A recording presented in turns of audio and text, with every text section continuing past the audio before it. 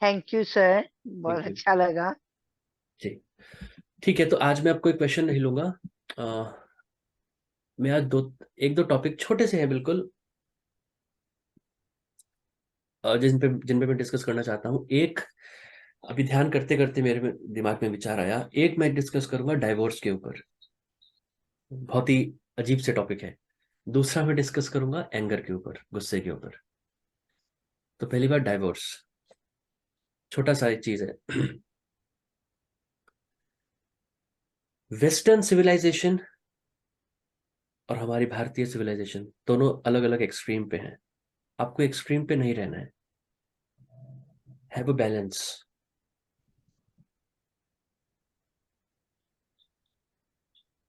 Western civilisation में क्या है?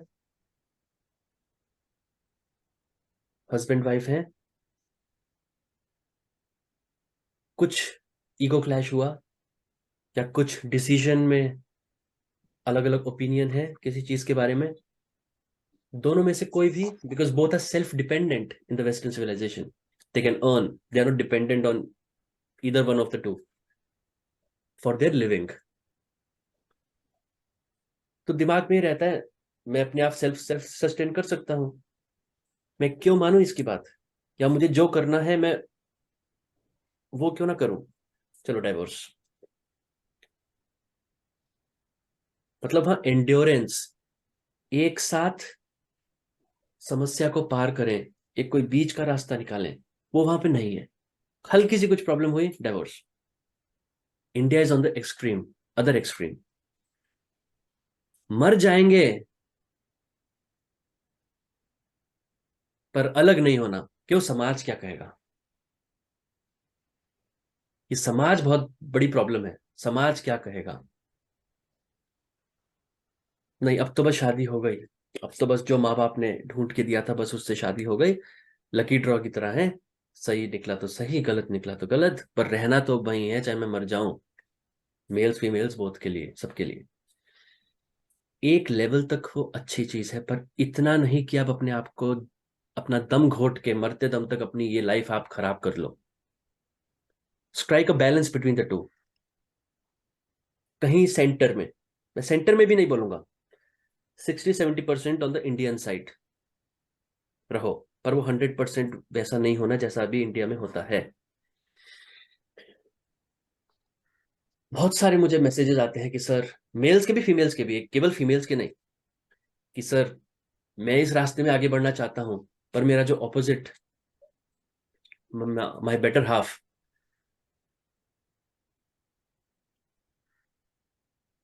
He is too much indulge in sex या फिजिकल कम्युनियन।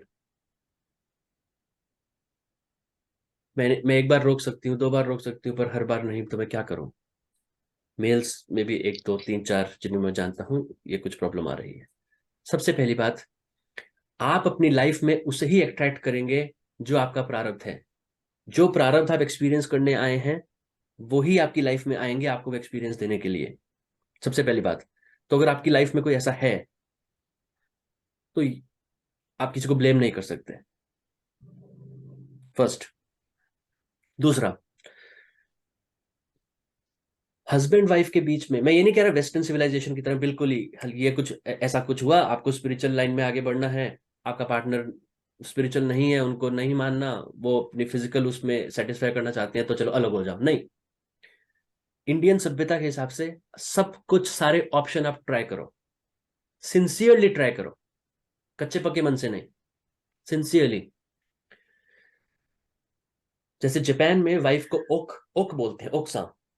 ओक मतलब किसी अलमीरा के अंदर या किसी कबर्ड के अंदर, किसी संदूक के अंदर, बहुत अंदर तक, बिल्कुल अंदर घुसा हुआ, वो वाइफ को बोला जाता है जापान में। क्यों? क्योंकि वो जो वाइफ है, हस्बैंड तो बाहर जाएगा, स्ट्रगल करेगा, पैसा लाएगा परिवार के लिए, खाने पीने के लिए, पर जो वाइफ है, जो फेमिनिन है, जो सॉफ्टनेस का प्रतीक है, जो टेंडरनेस का प्रतीक है, जो प्यार का प्रतीक है, उसको ओक्सा बोला जाता है, क्योंकि वो हाउस होल्ड के अंदर तक घुसी हुई है, उसको एम्ब्रेस कर रही है। खासकर फीमेल्स, आपके प्यार में वो शक्ति है।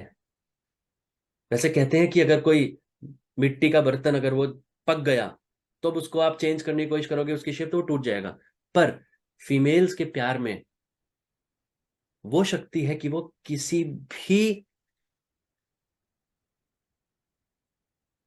कैरेक्टर को, किसी भी हैबिट को धीरे धीरे धीरे धीरे मोल्ड कर सकती हैं, चेंज कर सकती हैं। पर वो प्यार का एक टैकल करने का एक सेंस होना चाहिए। जबरदस्ती कुछ नहीं होगा, जबरदस्ती करोगे वो बैकफायर होगा। आप अपने बेटर हाफ को बोलो कि अगर मैं आपके लिए, मैं, आप मुझसे प्यार करते हो तो मेरी खुशी आपकी खुशी है।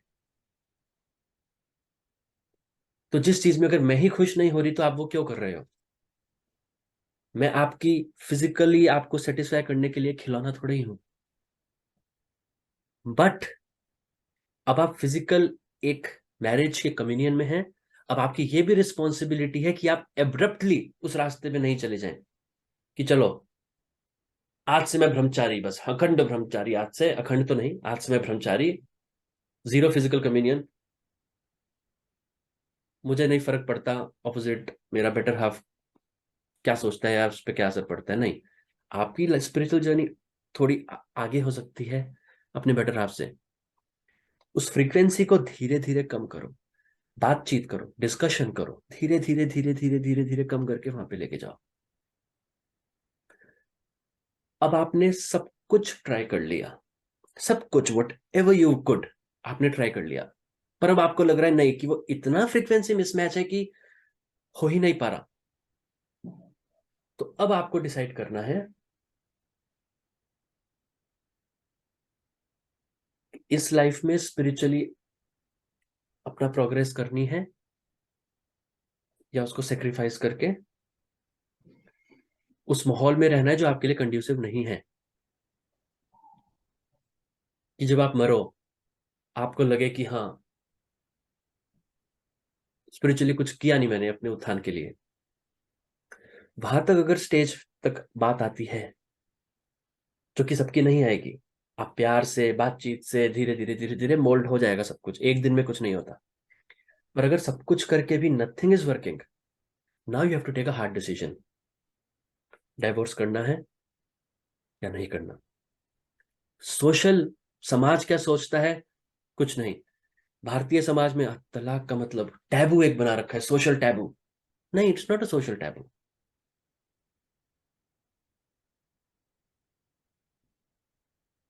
आपने किसी को अपने लाइफ पार्टनर के उसमें चुना, बाद में पता चला यू डोंट वर्क, आप कंड्यूसिव नहीं है, आप मैच नहीं करते, आपने पूरा ट्राई किया, एक कॉमन ग्राउंड फाइंड करने के लिए नहीं हो पाया, इट्स ओके।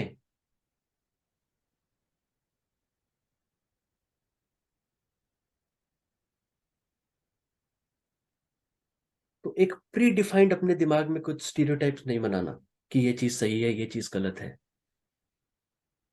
भाड़ में गई दुनिया, भाड़ में गया समाज।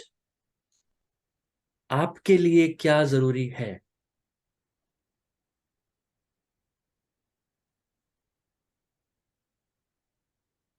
आपको कहाँ पीस ऑफ माइंड मिल रहा है? आपकी सोल क्या चाहती है? आपने पूरा एफर्ट दिया उसको चेंज करने के लिए, अपने सर्कमस्टेंसेस को, सिचुएशन को? अगर हाँ, तो you have to take a decision. तो ये मैं थोड़ा सा डाइवोर्स के ऊपर बोलना चाहता था। मैं मिस इंटरप्रेट मत करिएगा। मैं डिवोर्स को प्रीच नहीं कर रहा हूँ, मैं डिवोर्स के अगेंस्ट नहीं बोल रहा हूँ। मैं बस कह रहा हूँ some time you have to make a hard decision, अगर उस लेवल तक बात आती है, if you have tried everything. ये एक चीज। दूसरा चीज, गुस्सा, एंगर। जब आप लोगों की एक लेवल तक प्रोग्रेस नहीं होती, गुस्से को चैलेंज मत करिए, कभी चैलेंज मत करिए। हार निश्चित है आपकी। जैसे मैंने कहा है, जब तक आप एक ब्रह्मचर्य में पूरा स्थापित नहीं हो जाते, जब तक आप निर्विकल्प समाधि तक नहीं पहुंच जाते, कि संस्कार तो अब आपने मिटा दिए, मुट्ठी में है अब सारी चीजें आपकी, आपके सेंसेस, तब आप किसी भी चीज को चैलेंज कर सकते हैं, मगर उससे पहले नहीं।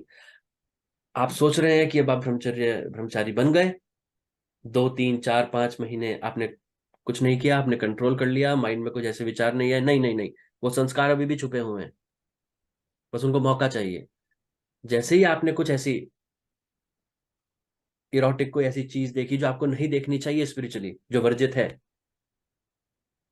या आपने कुछ ऐसा पढ़ा, आपका पतन निश्चित है। बड़े बड़े योगियों का पतन हो गया, आप क्या चीज है। तो उस रास्ते पे ही मत जाओ। ये एक्सपेक्ट करना कि अब मैं अपने ऊपर मिट्टी का तेल डाल के मैं आग के अंदर बैठूं और मैं देखता हूं मैं जलूंगा या नहीं, पागलपन है वो। जलना निश्चित है, तो वहां जाना ही क्यों, आग में उंगली डालनी ही क्यों। ऐसे ही गुस्सा है, वो एक क्षण का गुस्सा होता है, वन मोमेंट। इलोंगेटेड ड्यूरेशन का गुस्सा नहीं होता कि आधा घंटा आप चीख ही रहे हैं पागलों की तरह, या 1 मिनट या 30 सेकंड भी नहीं, वन मोमेंट। वो एक मोमेंट पार हो गया, पास हो गया, अब कुछ नहीं, नाउ यू आर सेफ। बहुत सारे लोग जिनको पता है कि खुदकुशी the worst thing a human being can do, वो है खुदकुशी, आत्महत्या। पता होता है जो आत्महत्या करते हैं,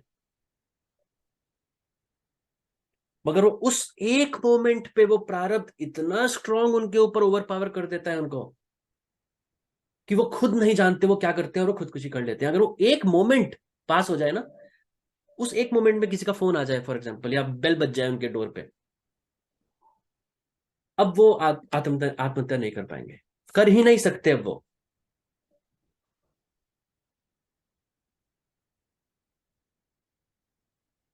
दैट वन मोमेंट। बहुत सारे लोग, रेप के इतने केसेस आते हैं, बहुत आते हैं, उनमें से बहुत सारे जो मेल्स हैं जो ये कमिट करते हैं ये चीज, ये क्राइम, वो बहुत सारे दिल के बहुत अच्छे भी होते हैं उसमें लोग, पर वो उस एक मोमेंट में देर देर बायोलॉजिकल पूरा है, their their hormones, their lust take the better of them.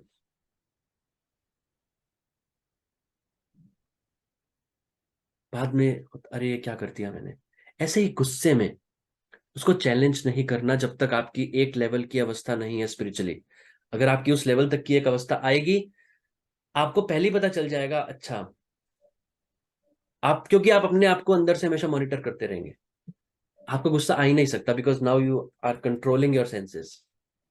मगर उससे पहले नहीं। अगर आपको गुस्सा आया,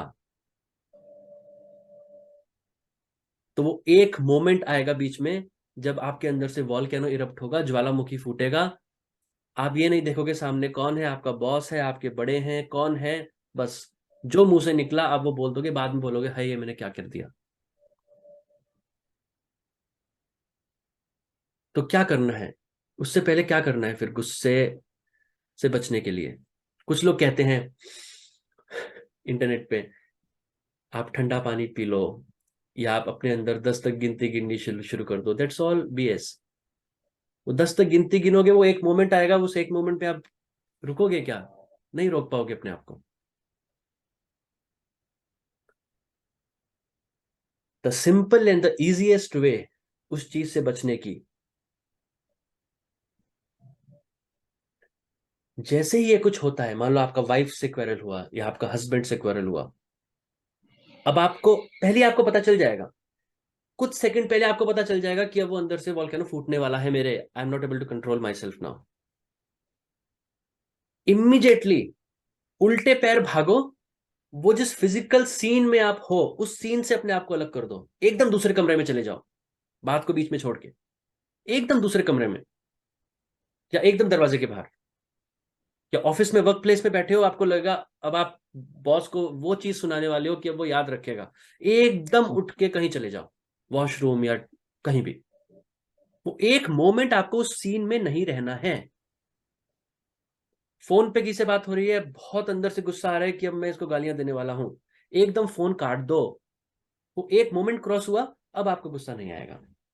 अब आप फोन करके बोल दो सिग्नल खराब थे या कुछ भी था। उस एक मोमेंट को आपको पार करना है, उसको चैलेंज मत करिए। You have to get out of the scene, scene से दूर जाओ, एक कमरे से दूसरे कमरे में, एक बिल्डिंग से बाहर निकल जाओ, वरना आप उस सीन में रहोगे, आप अपने आप को कंट्रोल नहीं कर पाओगे।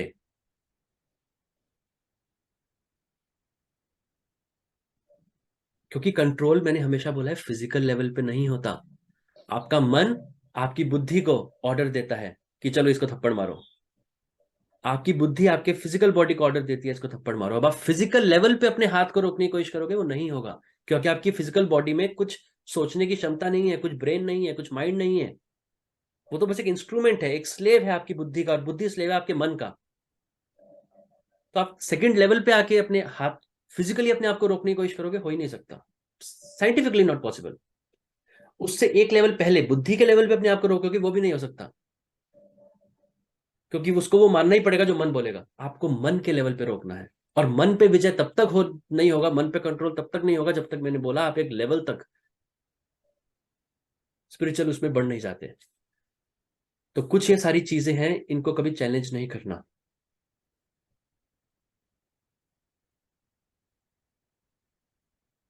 Consider yourself weak in front of your lust, in front of your anger. हाथ जोड़ के सीन से दूर चले जाओ। ब्रह्मचर्य के लिए भी यही है। हो सकता है आप, जो यंग लोग हैं, खासकर यंग मेल्स, आप इस लेवल पे आगे बढ़े हैं। आपके फ्रेंड्स हैं, यूथ हैं, उनको आप इस बारे में बताओगे, वो हंसेंगे आपके ऊपर।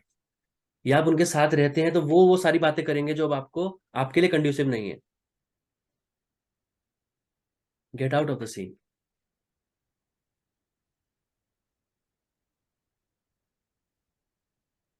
तो ये अपने आप को सेफ रखने के, एंगर के ऊपर विजय पाने के और लस्ट के ऊपर विजय पाने का सिंपल सा तरीका है।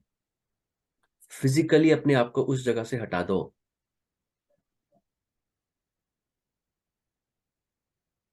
तो ये दो छोटे से टॉपिक थे आज, एक एंगर के बारे में और एक डाइवोर्स के बारे में, जो मुझे लगा मुझे आज बोलना चाहिए।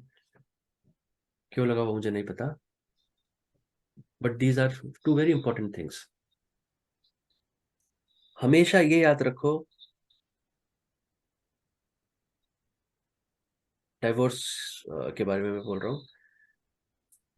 आप जिस परिवार में अभी हो, जिस हस्बैंड के साथ हो या जिस वाइफ के साथ हो या जो भी हो, वो आपके प्रारब्ध कार्मिक लिंकेजेस हैं। पहले आपके हजारों जन्म हैं, वो दूसरी अलग अलग फैमिलीज होंगी आपकी। आगे भी अलग अलग फैमिलीज होती चली जाएंगी।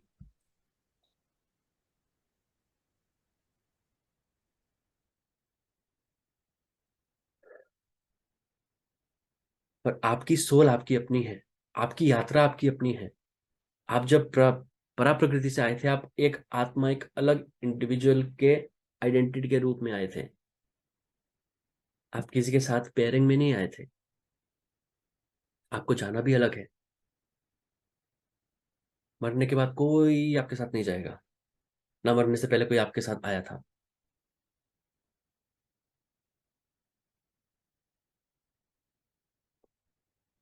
तो उसको प्रायोरिटी बनाओ, जो आपका अपना है, जो आप खुद हो, आत्मा, उसके उत्थान के लिए।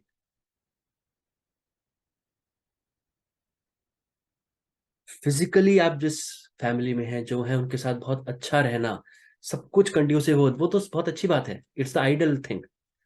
और अगर वो कंड्यूसिव नहीं है, उसको कंड्यूसिव बनाओ अपने एफर्ट से, अपने प्यार से, अपने संयम से। पर एक लेवल तक अगर सब कुछ ट्राई करके नहीं होता, एक रेड लाइन एक होनी चाहिए कि यहाँ पे रेड लाइन है, इसके आगे नहीं। इसके आगे मैं अपने जो श्वास मुझे गिने हुए मिले हैं जीवन में, उसको मैं वेस्ट नहीं करूंगा।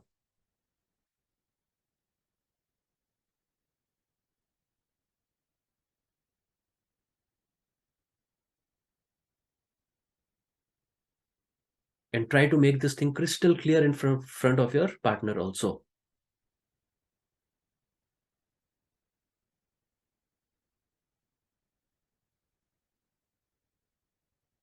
क्योंकि इंडिया में एक प्रॉब्लम है, हम अपने पार्टनर को, खासकर मेल्स फीमेल्स को, फॉर ग्रांटेड लेते हैं कि मैं मेल हूं, मैं जो कर सकता हूँ कर सकता हूँ, क्या करेगी वो ज्यादा से ज्यादा। नो। कभी किसी को फॉर ग्रांटेड नहीं लेना। Both of you are human beings, both of you are souls. आपकी अपनी अपनी सोल की जर्नी है, रिस्पेक्ट करो।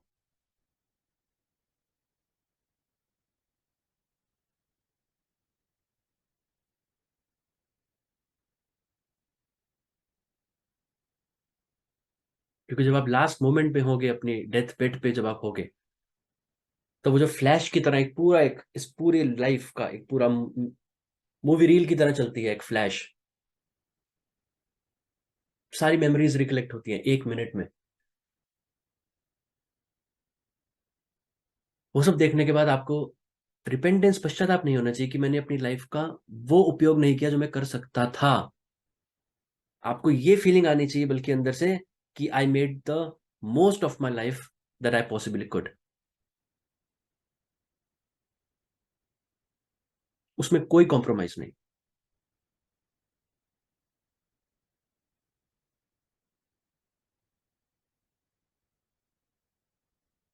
इसलिए मैं हमेशा कहता हूं, अपनी रिस्पॉन्सिबिलिटी सब करिए, पर मोह माया में इतने मत बन जाइए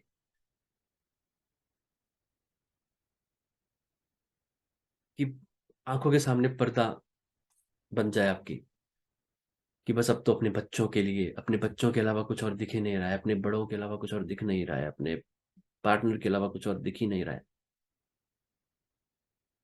वो आपकी रिस्पॉन्सिबिलिटीज हैं।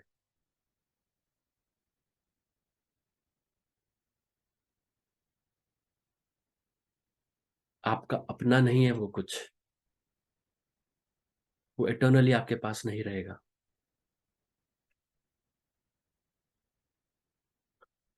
ठीक है, तो ये दो टॉपिक जिनके बारे में आज बात करना चाहता था।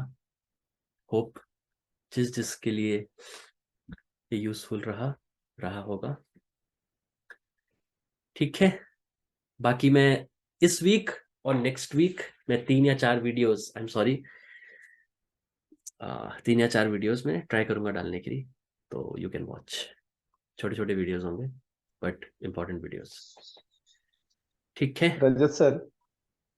बोलो अजीत जी। सर, ये चीज के बारे में थोड़ा मेरा पर्सनल लाइफ एक्सपीरियंस है, तो आई कैन शेयर छोटे, कि बिल्कुल संक्षेप में। हाँ, एकदम एकदम संक्षेप में कि जो डिवोर्स जो होता है या जो भी जिस फैमिली में है, तो उसमें जो मैंने सोचा कि ये एक तरफा इंडिया में बेसिकली मेल का डोमिनेंस ज्यादा होता है। तो अगर आप सामने वाले को सेल्फ रिस्पेक्ट और उसकी फीलिंग की कदर करना सीख जाओ, तो वो उसमें काम आ सकता है। और मेरे लाइफ में वो हुआ है, जो फर्स्ट 13 ईयर्स, मतलब first 10 years of my 11 years of my married life, I was dominant. But now we are sharing everything with each other. तो हम एक दूसरे के साथ जब मिलके जिंदगी को जी रहे हैं, तो इसमें और मजा आ रहा है और बहुत ही एकदम आनंद सा फील हो रहा है। घर में एक शांति है, वो बहुत डेवलप हुआ है और मैं खुद ही फील करता हूँ। और सर, दूसरा बात एंगर का, मैं आई थिंक मुझसे ज्यादा गुस्सा वाला इंसान ही नहीं था। बहुत ज्यादा गुस्सा, हर छोटी छोटी बात पे गुस्सा। तो आज मैं 1.5 2 साल से देख रहा हूँ कि वो गुस्सा आता है, ऐसा नहीं कि गुस्सा एनर्जी नहीं उठती, उठती है, लेकिन मैं जान लेता हूँ कि हाँ, मुझे गुस्सा आया। तो उसके बाद मैं वो गुस्सा को फिजिकली ट्रांसम्यूट नहीं होने देता हूँ। मुझे मालूम चल जाता है कि ये वाला जो इंस्टिंक्ट था वो गुस्सा वाला है, तो उसमें मेरे को अभी, ऐसा तो पहले मैं करता था कि मैं चुप हो जाता था या कहीं चला जाता था, लेकिन आज उसकी भी जरूरत नहीं पड़ती है। मैं देख लेता हूँ कि हाँ, मुझे गुस्सा आया। और गुस्सा शायद मैं आज से 6 महीना 8 महीना 1 साल करीबन हो गया है, वैसा कभी मुझे गुस्सा और नहीं आ रहा है। मतलब वो फिजिकली ट्रांसम्यूट नहीं हो रहा है गुस्सा। सो ये गुड। पॉसिबल है। आपको खाली थोड़ा सजगता रखनी है अपने अंदर, अटेंटिव रहना है, अटेंशन के साथ आपको देखना है कि मेरे अंदर क्या चल रहा है और वो कभी क्या उठ रहा है, कौन सी एनर्जी उठ रही है। जब आप उसे जान पाओगे, तो डेफिनेटली वो एक एनर्जी ही है, वो आएगा और एकदम 1 सेकंड 2 सेकंड 5 सेकंड के बाद वो चला जाएगा।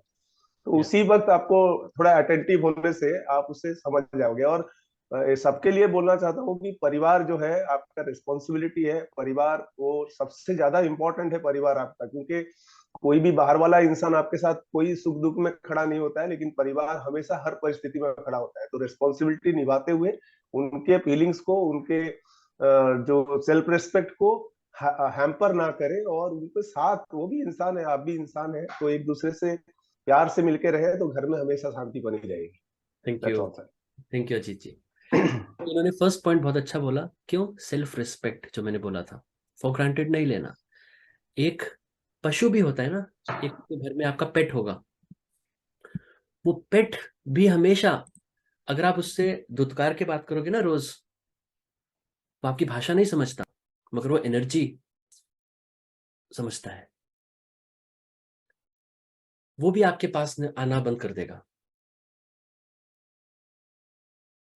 पर अगर आप उसको सहलाएंगे, पुचकारेंगे, वो आपके पास आया करेगा। एक पशु में भी ये चीज है, तो ह्यूमन बीइंग्स में तो फिर क्या बोलूं मैं।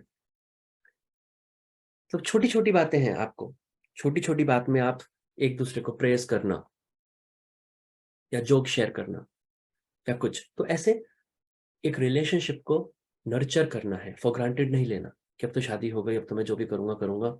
वो क्या कर सकती है मैक्सिमम, एक हफ्ते तक अपने पेरेंट्स के पास जाएगी, फिर आ जाएगी। नो नो नो नो, ऐसी फीमेल्स में भी never take your husband for granted कि मैं तो जो करूंगी करूंगी, वो कहीं से भी पैसा लेके आए, कहीं से भी कमाए, उनका उनका फर्ज है कमाना। नो नो नो, वो भी एक ह्यूमन बीइंग है, बाहर जाते हैं, स्ट्रगल करते हैं पूरे आउटर वर्ल्ड से, फिर कुछ कमा के लाते हैं for the family. So you also have to be responsible. ठीक है, तो दोनों should be complementary and supplementary to each other. नहीं वर्क करता after everything, then you have to take a hard step. ठीक है, तो आज के लिए इतना ही। कोई कुछ बोलना चाहता है तो बोल सकता है, then we will wrap up. Akash ji, हाँ बोलिए। आप म्यूट पे हैं। हेलो। हाँ सर बोलिए। हेलो।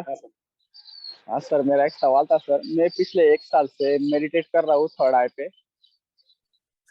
मुझे आज तक 3 बार व्हाइट लाइट दिख चुकी है सर। लेकिन जब भी मुझे व्हाइट लाइट दिखती है, मेरे साथ एक चीज घटित होती है सर। लेकिन वो मैं अभी ये द लेडी लोग है सर, उनके सामने बोल नहीं सकता हूँ। ठीक है, आप मुझे बाद में मैसेज कर सकते व्हाइट हैं। कहाँ करूँ सर मैं मैसेज? टेलीग्राम पे आप हैं, मेरे टेलीग्राम ग्रुप पे।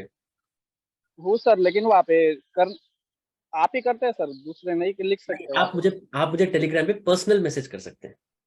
हाँ हाँ, ठीक है सर। ठीक है, ओके। ठीक है। So thank you so much all for joining. Next week फिर मिलेंगे। Thank you so much for joining. Thank you sir. Thank you sir. Okay.